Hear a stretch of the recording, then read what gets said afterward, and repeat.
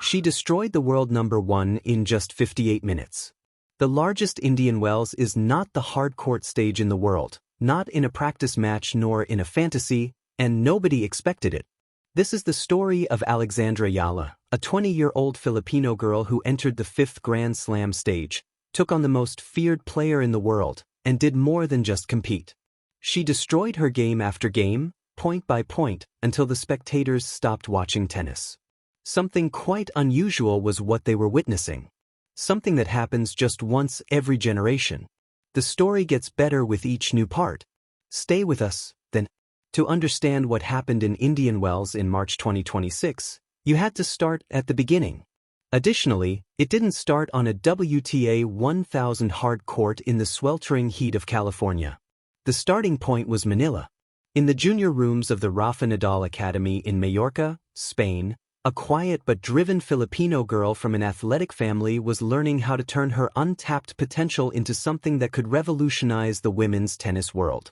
Alexandra Eala, who her friends called Alex, was ranked 143rd in the world in 2025. Neither in the headlines nor in conversations on the future of the game, she was one of several names with promise on the list. Experts acknowledge this type of player, but they don't think much of them. Not quite yet. This is what they failed to notice. But in addition to expanding, Eala was also building and absorbing knowledge. She was looking at every loss, every tight game, and every time the game exposed a weakness. And using the technical foundation of a player who belonged in elite company, she was painstakingly and secretly removing those deficiencies one by one. She spent years honing her skills at the Rafa Nadal Academy under the guidance of Jean Bosch. All she needed was the opportunity to prove it. That event took place in Miami in March 2025. She entered as a wild card because the WTA wanted to see what she could do. A player who received a golden ticket to compete against the world's best despite not placing in the top 130, it still seems nearly impossible to describe her accomplishments without coming out as fantastical. When she faced Yelena Estino, she prevailed. She then triumphed over Madison Keys, the reigning U.S. Open champion. The tennis community paused their activities and paid attention at that moment. She lost in straight sets to Egatek, who at the time was ranked 2nd in the world. Neat, confident, and in control. She became the first wild card in history after defeating 3 major champions in straight sets in a single WTA tournament. Let that settle in for a while. The first in the entire history of the WTA circuit. She continued after that. By reaching the WTA 1000 competition semifinals, she accomplished yet another first for the Philippines. By March 31st, she was the first Filipino player to ever place in the WTA's top 100. She took home her maiden WTA 125 title in Guadalajara. She made history in the U.S. Open by becoming the first Filipino player to win a Grand Slam singles match in the Open era. She started 2025 ranked 143rd in the world and ended up 50th. And when asked what 2025 meant to her, Eala responded on Instagram, saying, "My dreams have truly come alive. It is truly a blessing to reflect on this year and relive these amazing moments in memory.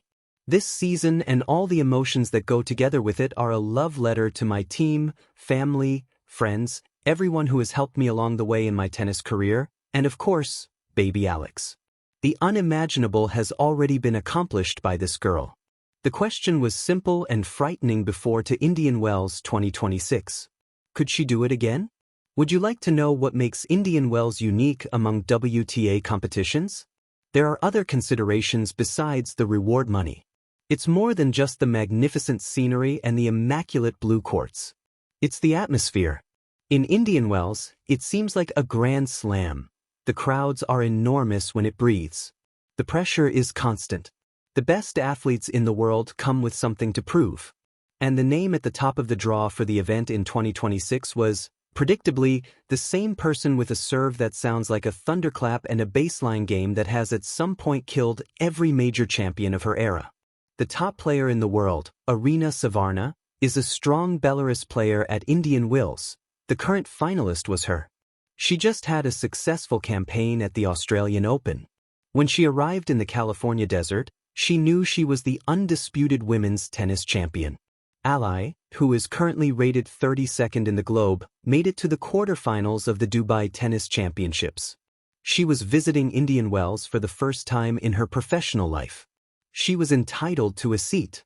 She had just beaten Jasmine Pauini, the 8th-ranked player in the world, in Dubai a few weeks prior. She radiated confidence, vitality, and the unbridled hunger of someone who had been through the biggest stages and wanted more. But there is an issue with Indian Wells. The draw doesn't care about your story, the draw doesn't care if you're hungry, the person selected by the lottery is matched with you. When the Indian Wells draw was revealed, there was also a possibility that Eala and Sabalenka would square off in the 4th round. The experts laughed it off. The bookmakers hardly gave it another glance. Sabalenka was the favorite. Sabalenka was always the favorite. One analyst warned that Alexandra Aya might be a dangerous floater prior to the competition. She doesn't rely on her serve and went 44 against the top 20 and 22 against the top 10. A ceiling exists. It's a real ceiling. Those 3 words, that subtle recognition, were hidden inside an analytical column that most people only saw. Even the most devoted Filipino diaspora members who had been attentively observing Eala's every move were unable to accurately foretell what would transpire on that court. In the end, those 3 words summed up the entire tennis season. Because everything was so swift, so neat, and so brutally efficient, the audience was unable to understand what they were watching in real time. A topic that would be talked about for years to come. In the Californian afternoon, the game began. Eala's uniqueness was also apparent from the first game. There was something almost strange about its calm, even yet it wasn't tight, strained, or anxious. She moved purposefully toward the baseline. By returning Sabalenka's initial serves, those ferocious, hefty deliveries that had previously crushed so many opponents with depth and angle, she immediately disrupted the world number one's rhythm. Sabalenka tried to use intimidation to get into the competition as usual. The opponent was pushed back and forced to make a mistake by the large serve and powerful forehand. For everyone, it had been disastrous. It was working against everyone in 2026. It wasn't working today. There was no retreating. She was assuming control. She was consuming the power, rerouting it, and attacking the open court before Sabalenka could reset. She was able to combine offensive play with prolonged conversations due to her aggressive style, quick footwork, and rally stamina. And on this particular occasion, that balance was ideal. The first set ended before the audience had a chance to settle into their seats. 6-2 Eala. The atmosphere of the stadium altered immediately. A murmur spreads among the crowd when they realize they are witnessing something truly remarkable. The murmur started somewhere in the upper seats and descended toward the court like a wave. When the second set began, Eala didn't slow down. She didn't wait. She wasn't exercising caution in case Sabalenka lost it due to her own stress. She was issuing commands. She was putting the world's best player through her paces. Every return was a statement. Every shot that went through was a declaration. There were thousands of standing Filipina fans in the arena. Eala had been surrounded by the same type of crowd in Manila and Dubai, who made every competition she entered feel like a homecoming. The clock showed the final point touchdown at 58, 62, and 61 minutes. The game ended before it appeared to have actually started. The stadium caught fire. Thousands of onlookers who had just watched a 20-year-old Filipino girl enter the biggest hard court outside of a Grand Slam and demolish the world number one, like she had done 100 times before, let out a full-scale, thundering yell. There was no golf clap or polite clapping for an upset. I raised her arms. As she looked up into the sky, she momentarily lost her composure, not out of fear or grief, but out of pure, disbelieving ecstasy. Social media quickly gained popularity, not only in the Philippines, where a rapid, extensive, and nearly volcanic reaction occurred. Nonetheless, tennis enthusiasts worldwide who had been following Eala's rise since Miami 2025 felt validated. After characterizing her as restricted but ceiling real, the experts were now reconsidering all they had stated. Former victors were posting and reposting the match clips. The hashtags showed up right away. Alex Eala was well-liked in over a dozen countries even before the post-match press conference started. After staying up all night to watch the game, Philippine sports reporters were penning reports as fast as their keyboards would allow. The word, historic, appeared in literally hundreds of headlines in the first hour. But beneath the celebrations, flags, commotion, and pure joy of a nation witnessing one of its own accomplish something before unimaginable, there was also a deeper conversation going on. Because it wasn't just Eala who enjoyed the day. This competition left a mark. Instead of just winning people over, this type of performance modifies perception. Since this is what the statistics showed prior to that game, it totally reframes the argument over who should and shouldn't be at the top of the sport. Sabalenka has only suffered a few losses in the past 12 months. She has defeated every notable opponent at least once in recent memory.